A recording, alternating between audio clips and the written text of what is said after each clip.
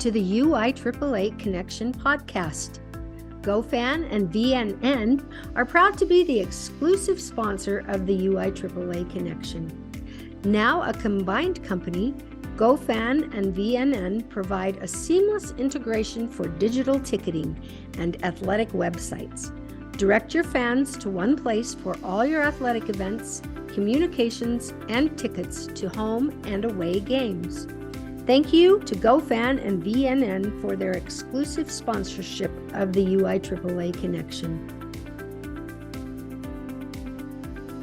Welcome back to another edition of the UIAAA Connection. I'm your host, Mark Hutch Hunter. Today we have as our special guest, Dustin Smith, Certified Master Athletic Administrator and the Executive Director of Athletics at Broken Arrow High School in Oklahoma. Welcome to the podcast. Thanks, Hutch. Appreciate you having me on, brother. Let's have you begin by sharing with our international audience where you grew up, where you went to college, your first job, etc. I grew up in a small town in northeast Oklahoma called Pawhuska, Oklahoma. And if you know anything about the Food Network, Reed Drummond has made Pawhuska famous. She's the pioneer woman, if you know anything about the Food Network. But Pawhuska is a small little, it's the capital of Osage County, which is an old Native American reservation. The town was small. I'm the seventh of 9 kids, and I'm the first that graduated college, went to college at Northwestern Oklahoma State University, went out there to play baseball, but tore my shoulder up. My lifelong goal was to be a shortstop for the Chicago Cubs. Lack of talent and injuries probably prevented me from doing that. So I tore my shoulder up in my freshman year of college, and my mom and dad always taught me that education was lifelong, and so I need to have something to fall back on. So I was a mass communications major. I wanted to be on ESPN if I couldn't be playing for the Cubs. And I don't know if geographically people know, but Broken Arrow, Oklahoma is a long way from Bristol, Connecticut, which is the home of ESPN.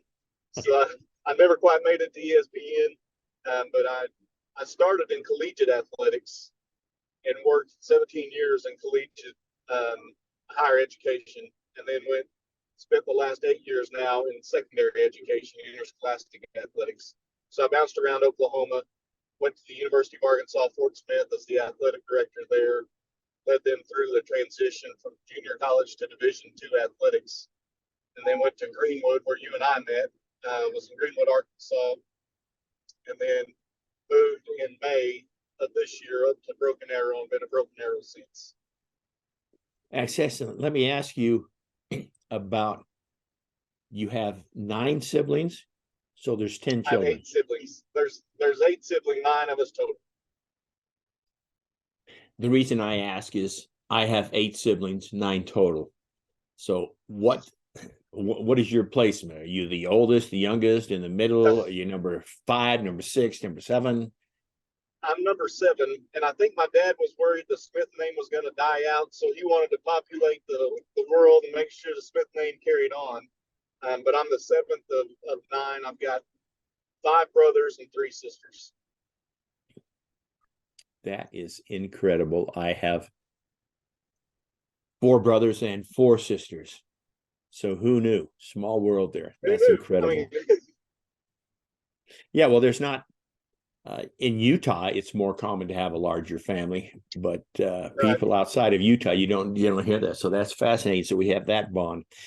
Let me ask you about your youth days. Did you get a chance to play little league sports, baseball, I assume, maybe football, maybe some basketball? Well, in Oklahoma, wrestling is a big thing, and I grew up an hour and a half from Oklahoma State University, and wrestling and baseball were 2 sports that Oklahoma State was really good at. And because of my size, I always say I was the 7th of 9 kids, I didn't get to eat as much as everybody else, so I was a small guy. So baseball and wrestling were sports that it really didn't matter your size. You could play those sports and be okay. But growing up in a small town of Pawhuska, you played everything. So I went from football. When football was over, I went to wrestling. When wrestling was over, I went to baseball. And so we just continued that cycle. And we didn't have specialization in sports. We just kept on playing. Whatever was in season, we were playing. So I played football, wrestled, and played baseball and growing up, and then in high school. And when I went to college is when I just focused on baseball. Excellent. Did you have any coaching in your background? I'm one of the unique guys in the AD world that I didn't coach at all. I went straight from being an athlete to being at the college level, and then I just worked odd jobs at the college level, getting to the AD role. So I did advising, I did recruitment, I did compliance stuff, and then I became an assistant AD for a year, and then became the athletic director as we made that transition to Division II. So my only history of coaching, aside from my daughter's little league teams, is coaching the coaches. Perfect. And you were the you said this once, but I've already forgot. So you were the AD at in Fort Smith. Yeah, University of Arkansas at Fort Smith. They transitioned from junior college to Division II while I was there. Okay, perfect. So they were really well known as West Ark back in the day. And then when we made the transition, there was only one other school, and it was out in Utah, actually, that was the poster child from going from junior college to Division II. So we modeled everything we did after what that school in Utah did. Oh, perfect. Excuse me. Let's have you talk about your mentors for a minute, the people that had a big influence in your life, parents, teachers, coaches, etc. My first mentor was my dad. He was my hero, and I wanted to be just like him. So I modeled everything that he did. He was a surveyor, so I wanted to be a surveyor at one point. I just shadowed him around. Then when I got in the athletics world, mainly when I got to Arkansas, Doug Kilgore, who was a mutual friend of ours, really took an interest in me. And I'm not sure that he identified anything other than he just said, here's a sucker who's willing to do a lot of things. So I'm going to give him an opportunity and help shift the load from what he was doing in Arkansas. So Doug Kilgore's been a phenomenal mentor in my life. And then I've got him since I've been in interscholastic athletics. You go down the list, yourself, Rich Barton, Phil Rice, and Daryl Nance.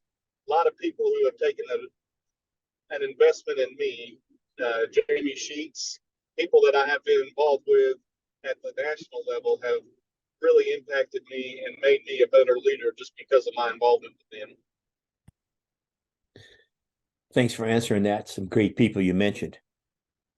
Let me ask you a little bit of a personal question, Dustin. What's your biggest failure or disappointment in life, and what did you learn from it?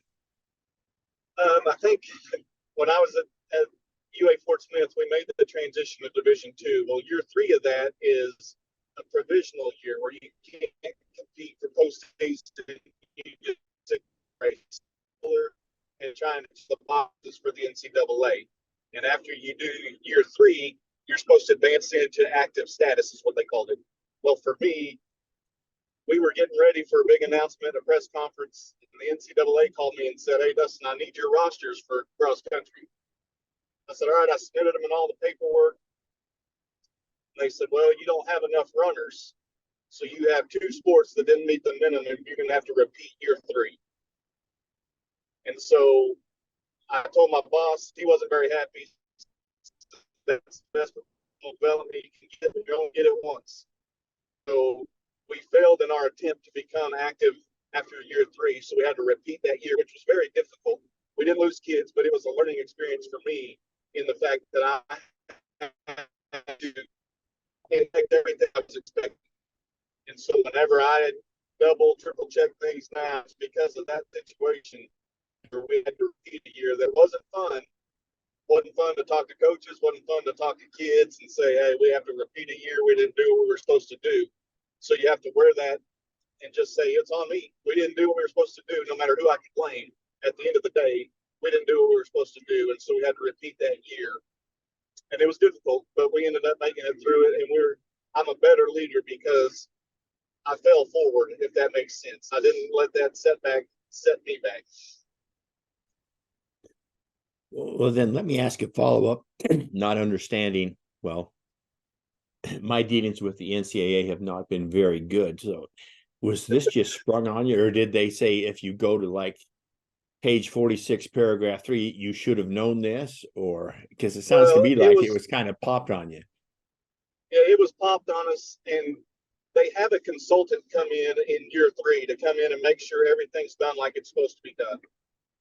So I had that person come in very late August, early September, in case there was something I had to fix. They didn't report that. They said, hey, everything looks great. You're doing awesome. You are the model school. All these other schools are trying to catch up to you, and you're the barometer for all these other places. And then here comes June, and all of a sudden they said you didn't meet the requirements. And I said, I was married to the cheerleader, or I'm married to the cheerleading coach. I can have runners.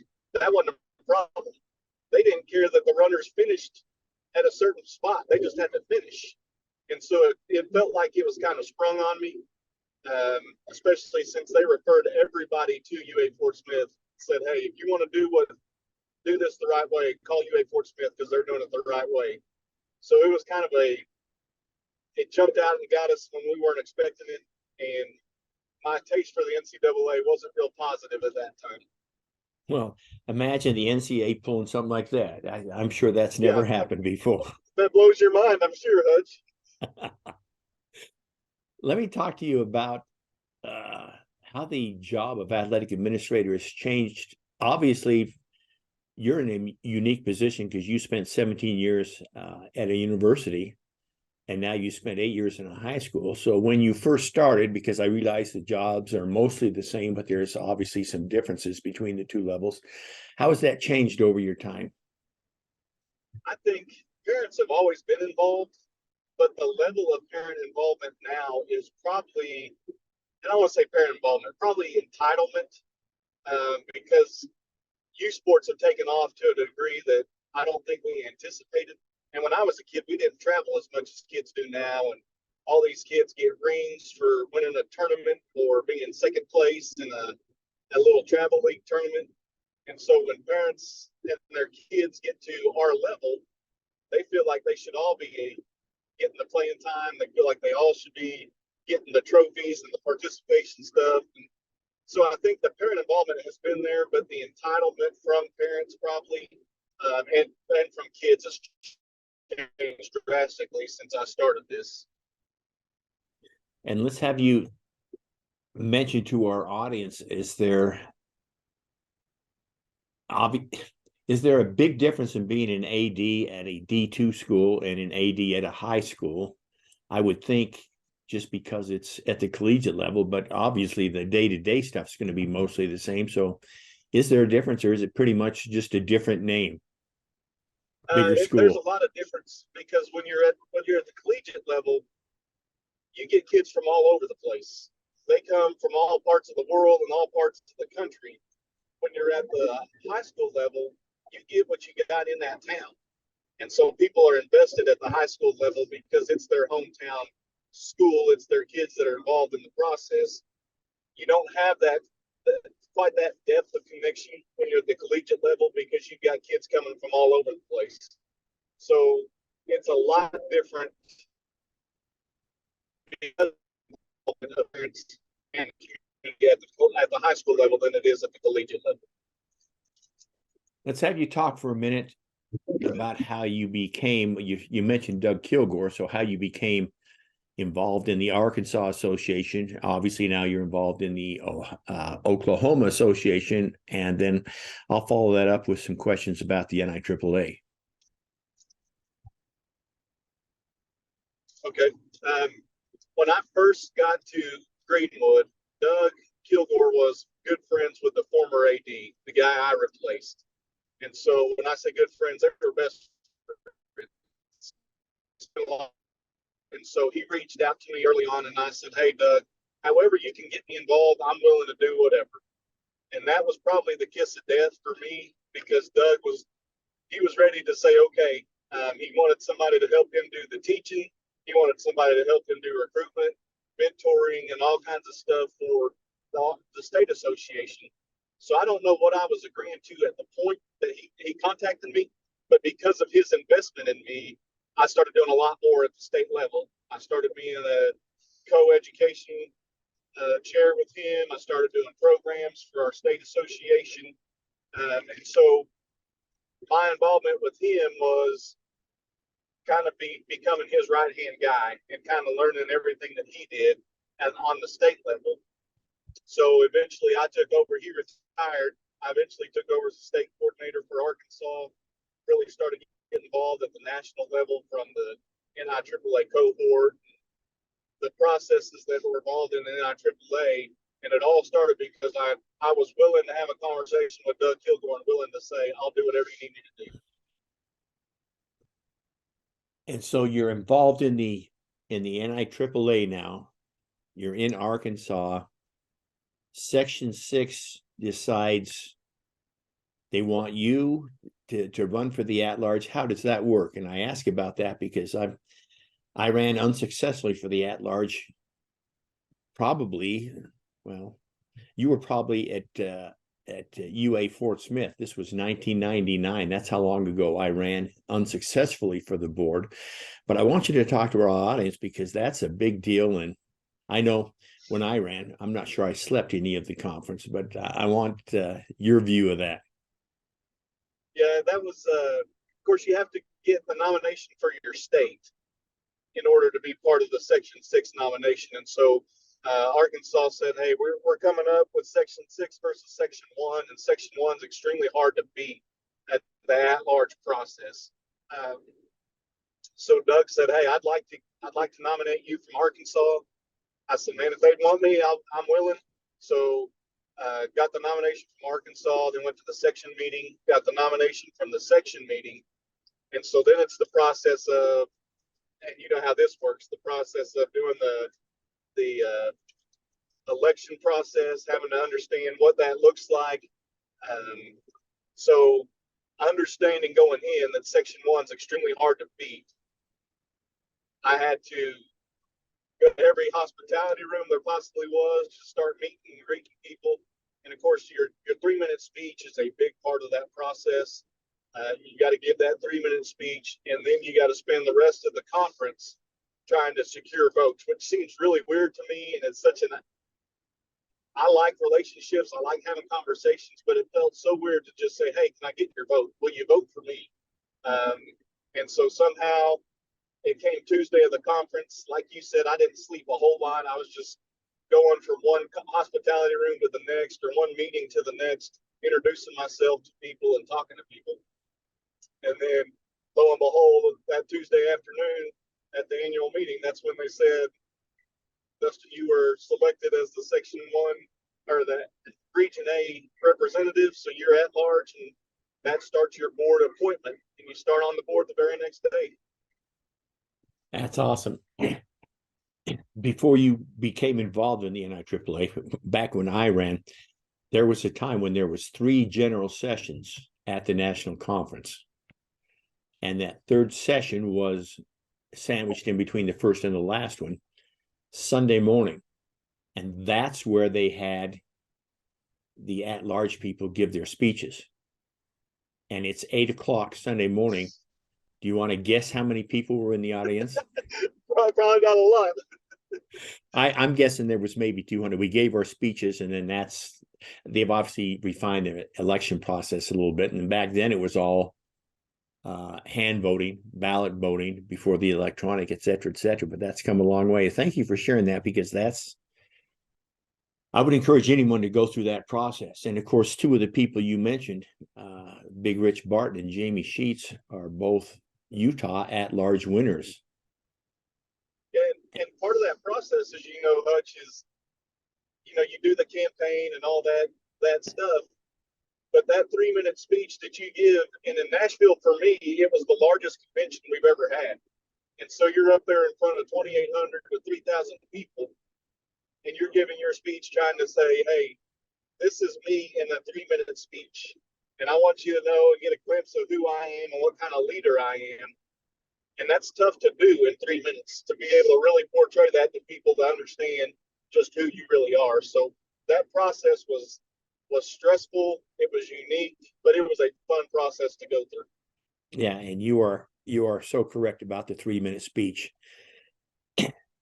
The 3-minute speech today is so much more important than it was, say, maybe 20 years ago. Back when I first became involved in the NIAAA section, how do I say this properly? Section involvement was probably the same it is now, but back then, if you were from section 1, you voted for the section 1 person. If you were from section 6, you vote, and then the other sections got influenced by what section is next to them, and it was more of a. And now I think there's a whole lot more people that will vote for who they think that best candidate is. I think the at-large selection process is so much better. And so once again, congratulations to you, because to go through that is a tough deal. Now that you're on the NIAAA, it was a fun experience. Yeah, it was fun, but took some years off your life, didn't it? No question. Let me have you talk about your experience on the NIAAA board. I always ask anyone who's served on the board or is currently on the board this question, because I want the people to understand what a special experience it is, because not everyone gets to serve. And so talk about maybe some stories that have happened, some people that you've met, just how special it is to sit in that room. You know, I think in that process of the election, you go as a guest that Friday afternoon to a board meeting. Mm-hmm. And I think the gravity of it hit me then. I called my wife afterwards and I said, I'm one of 15 people sitting in this room making decisions for 15,000 people. And just the opportunity to walk into that room and sit there and say, I'm a part of this, is a tremendous honor. It's very humbling to be able to walk into that room and be with 15 others, 14 other elite leaders from across the country. So I go in there just kind of in awe to begin with, to be honest with you, just because there's some Mount Rushmore people for me in that room that I sit there and look at and think, man, that person, I get to serve with them and I get to learn from them. And so service is a big part of who I am. I love to serve. I love to give other people the spotlight. So that was an opportunity for me to serve those 15 people in that room. And I got to meet some phenomenal people. There's people that I have become lifelong friends with. Josh Matthews out of Marietta, Georgia, has become a very good friend of mine. He's probably the closest person on the board to me. But as you know, Hutch, in that room, you develop some incredible relationships, and it almost becomes like a family with all those people, just because you share life experiences. Lisa Corprew out of Virginia, she battled a health issue. We all got to be part of that process and got to really connect with her and understand just the journey she was going through. So you meet some phenomenal people. Tom Groff, who is the president now, became a friend, become more of a friend because of this process. Xavier Anthian, that's out of Las Vegas, that you know and has been a guest on your podcast. He's become a really good friend of mine, and now he gets to serve, or he's going through the cohort, and I'm his mentor. So I'm not sure that he thinks that I'm a mentor, but I've been assigned to his mentor. So, you know, you get to have some experiences with those people because you spend some intense amount of time around those people. You get to learn them. And when you have those board meetings, it's 4 or 5 days of constant time around them. And you're getting to sharpen your sword, and you're getting to spend some time around elite leaders from across the country. And all with the same purpose of trying to do what's best for our membership and the athletic director profession. Thanks for sharing that. Talk about your observations of the most recent conference in Orlando, which was probably a month ago when this airs. Talk about how it was a little bit, it's the third conference away from COVID. Didn't have record membership or attendance, but the second best attended conference. And talk about the people that were there and talk about the setting. You know, I think Orlando, it sells itself, obviously, and people like what all is around there. And Disney captivates so many people. It's not a big priority for me, but there are a lot of people that think that's a huge priority. So going to Orlando, you're thinking, we're coming off of the highest attended conference ever in Nashville, and that's a destination place. We get to Orlando, and it ends up being the second largest conference we've ever had. And so for me to be able to see new people, 584 first-time attendees, on the heels of last year, we had over 900 first-time attendees. So you see people understanding the value of the NADC and just what they can get from a professional standpoint, plus the networks that you can build from across the country, where I could pick up the phone and I could call you, Hutch, and say, hey, what's going on in Utah that I need to know about? Or how would you handle this? And then you see varying perspectives from across the country, whether that's Gary Stevens up in Maine, Don Baker in Atlanta, or Cole Kanier out in Washington. You get a wide variety and a wide lens of our profession and just how people handle issues that we all deal with. The reality is, it doesn't matter what part you're dealing with, the same stuff. You're dealing with parents, you're dealing with bus driver shortages, you're dealing with official shortages, you're dealing with some of the same things no matter what part of the country you're in. And so to see that perspective and learn from various people from across the country is pretty cool. But one of the things I really like is seeing the new presenters, people that I've never seen in a conference or a workshop taking a leadership role and presenting or teaching or being a part of those LTC courses. And one thing from this year's LTC, we taught 58 courses, which is crazy to me just to think of that many teachers. There's 4 teachers per class. And having that many people involved in the education process and trying to certify that many people is really impressive and really enhances our profession overall. Dustin, what's the favorite part of your job? My favorite part of the job, and I hope it's all of us, is kids and watching kids compete. We give them the opportunity to compete. That was taken away from them with COVID, and that was probably one of the most difficult conversations I ever had, was telling kids, you don't get to compete, especially those seniors who were part of that process, saying, I'm sorry, but you don't get to compete. And that was really difficult. And then for a very short time, when we got back to being able to play, parents and participants were so thankful to just be playing. And here we are 3 years later, and we've lost that. We've lost that. Hey, we're just excited to be able to play. But I still go to work every day thinking, man, I get to watch kids compete, and I get to watch kids have an opportunity to be part of a team, be a part of a learning experience in education-based athletics that's far different than the traditional classroom. They get to be exposed to so many different things. And for me, just seeing kids have success, that's the part of my job.